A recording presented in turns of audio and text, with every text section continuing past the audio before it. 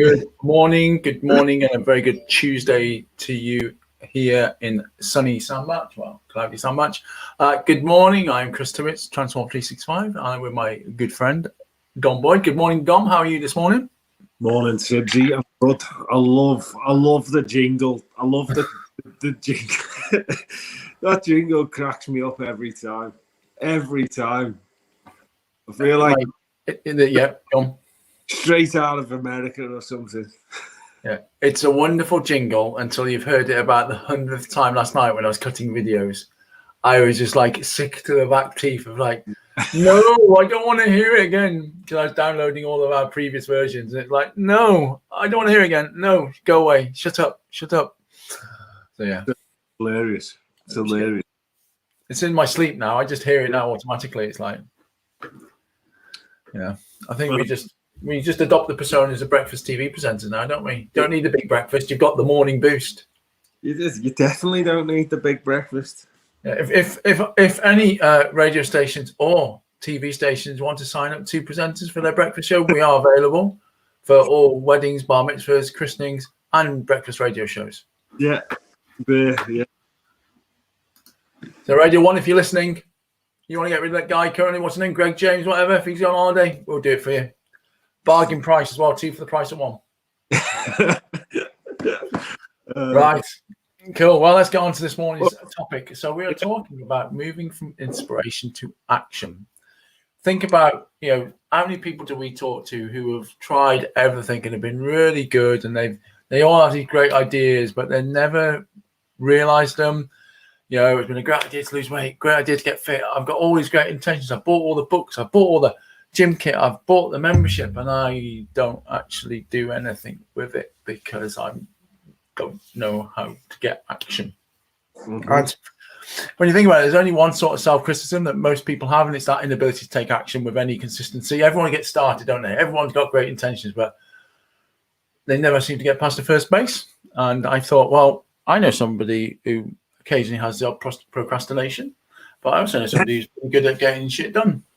So I thought this would be a good topic, especially when we are talking with a guy who did inspire and take action at lunchtime today, Mr. Pete Shredded Wheat Shaw, who loves his new nickname, by the way.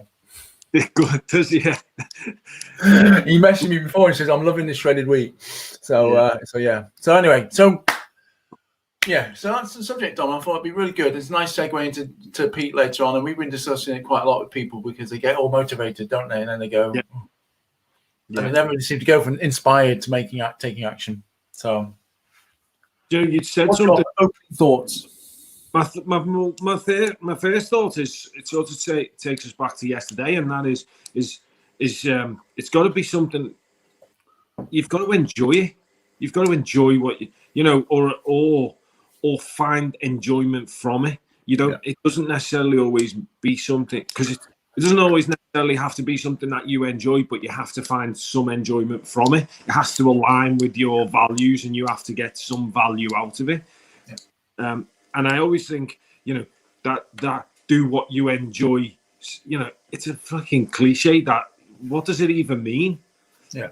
You can't just do what you enjoy, because sometimes actually you have to do shit that you don't enjoy. Yeah. But what you certainly do have to do is find some enjoyment in it. Find, understand what your values are, and then align your values with whatever it is you need to get done, so you can get some sort of enjoyment out of it. I think that's the first part of it for me in getting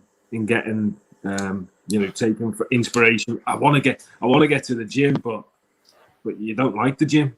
Yeah. Well, exactly. You're either doing it because you feel like society, you feel like your friends, you feel like the world is telling you have to do it, and it doesn't conform with what you believe in. So you're doing it for other people, which is totally not what you're doing it, why you should do it. Or you're doing it because you want to get fitter, you want to get stronger, you want to lose weight, but you just don't really enjoy it. Well, then that's the second part of it, is then finding the enjoyment in it, finding taking it back to yesterday, is finding them external goals, creating some outcomes to creating some outcomes with the task or activity that you're getting involved with to make it enjoyable, to get you interested, and then eventually you might find that you do enjoy it. And that's what happened with me with running. I was never a runner, and I speak to so many people who hate running, and it certainly wasn't me. But I found the enjoyment in it because I wanted to feel better. I wanted to feel good, and so I did it because it was what people were telling me. If you move in the morning, you'll feel good. Well, I tried it, and I actually did. I didn't like the running, but I felt good after. But continued doing it. Continued putting myself through pain for 20 minutes or 30 minutes every day, because the end of it, the reward was, I felt amazing. By the time I got to work, I felt like I'd achieved so many things already. That was the enjoyment side of it. I think if we're talking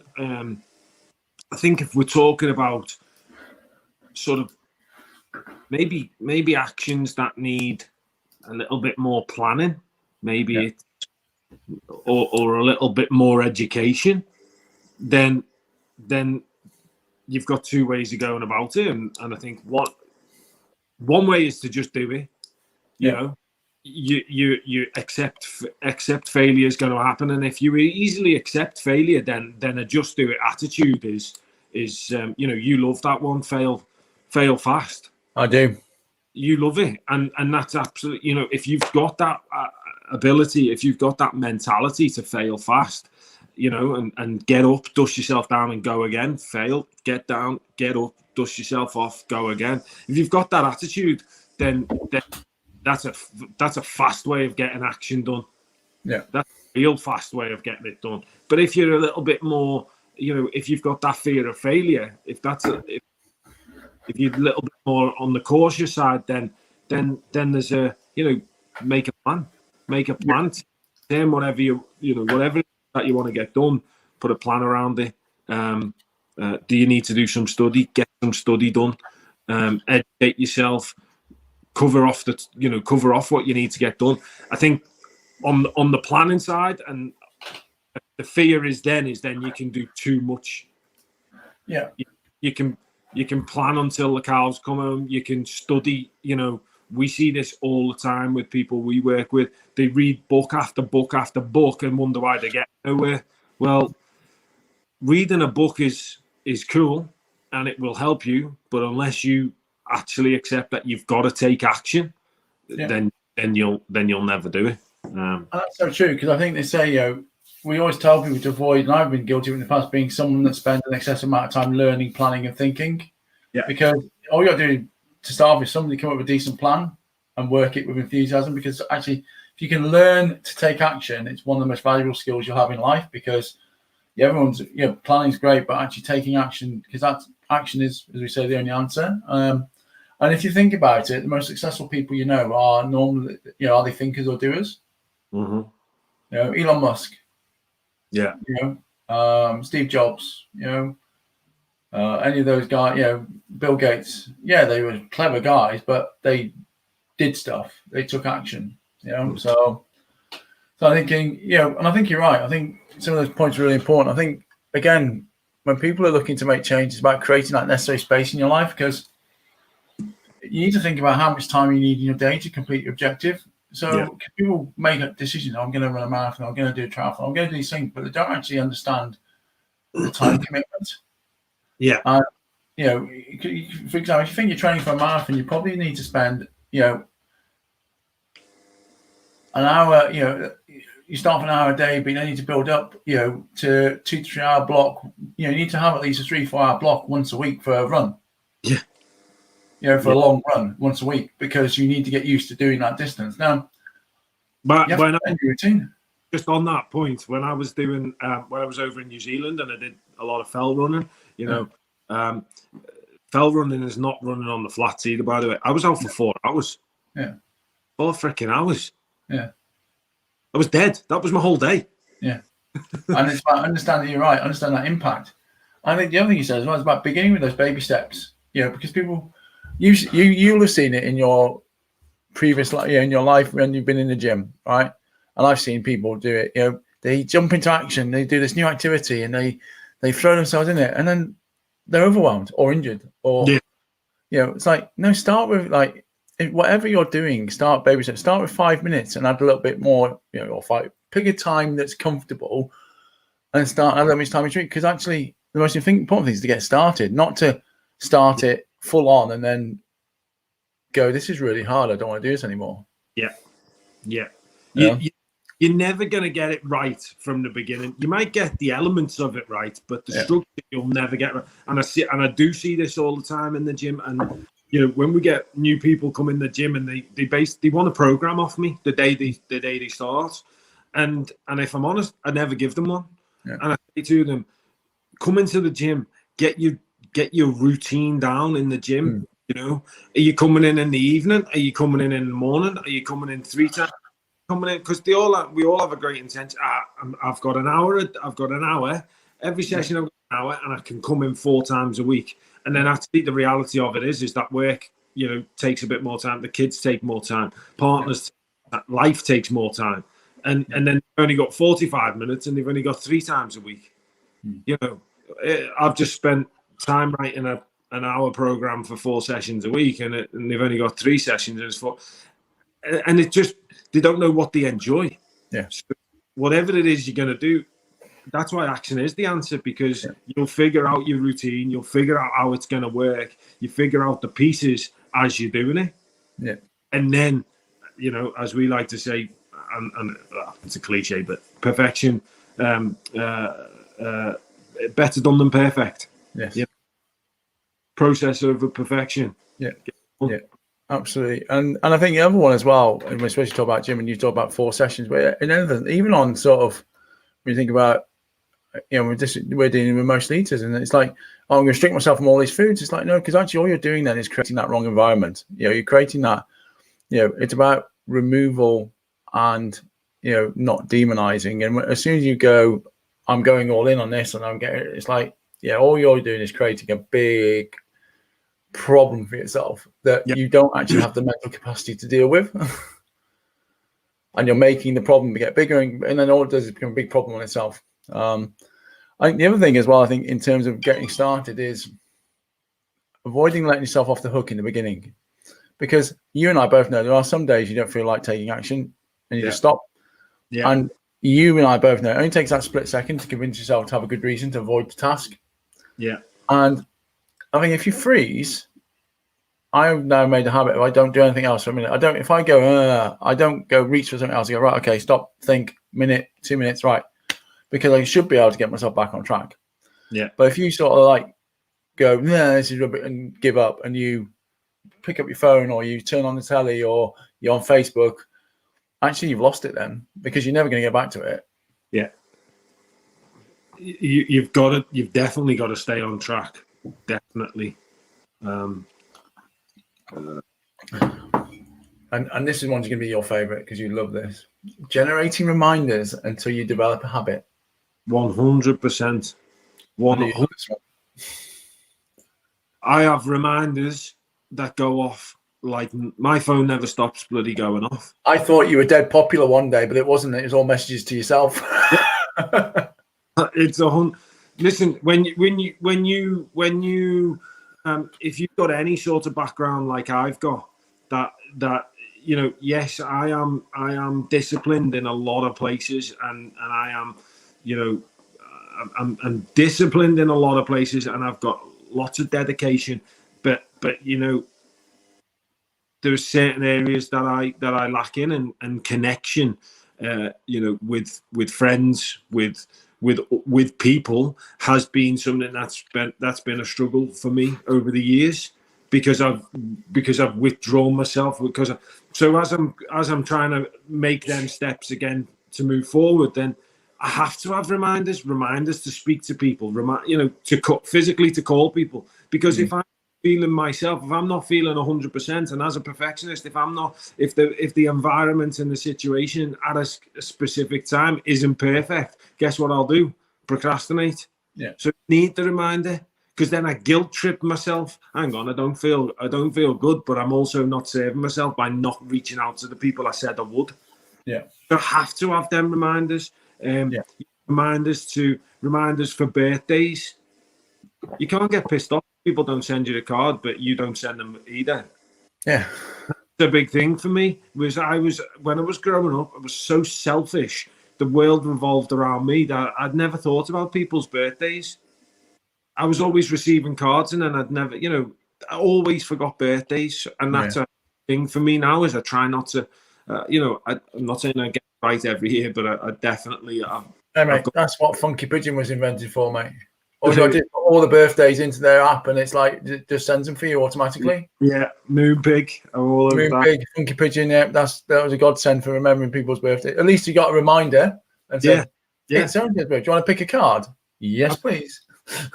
Absolutely. So I live by reminders, and some people would think I'm nuts because I have to have a reminder pretty much for every hour of every day. But guess what? It's what serves me. I wouldn't function if I didn't have them. So it makes you effective, and if it makes you effective, then it's got to work. So I think it's brilliant. It's definitely the way forward. And then another one, building on the reminders, because it's all about habits and discipline, is I always believe people need to consider where discipline is lacking. So you need to sort of a sort of personal audit or inventory. And like, I distracted by the TV, I distracted by the internet, I distracted by Facebook.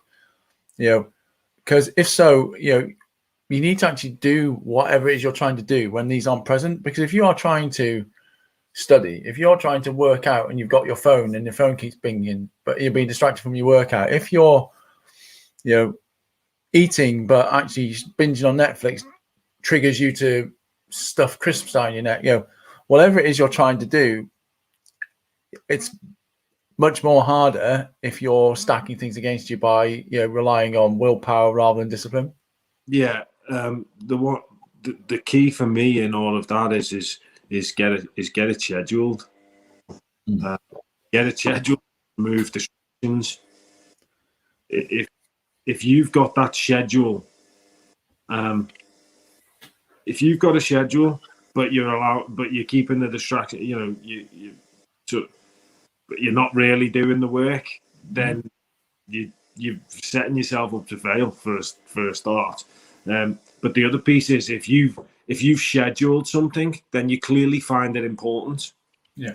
If you schedule something, you're now making a choice not to do it. Yes.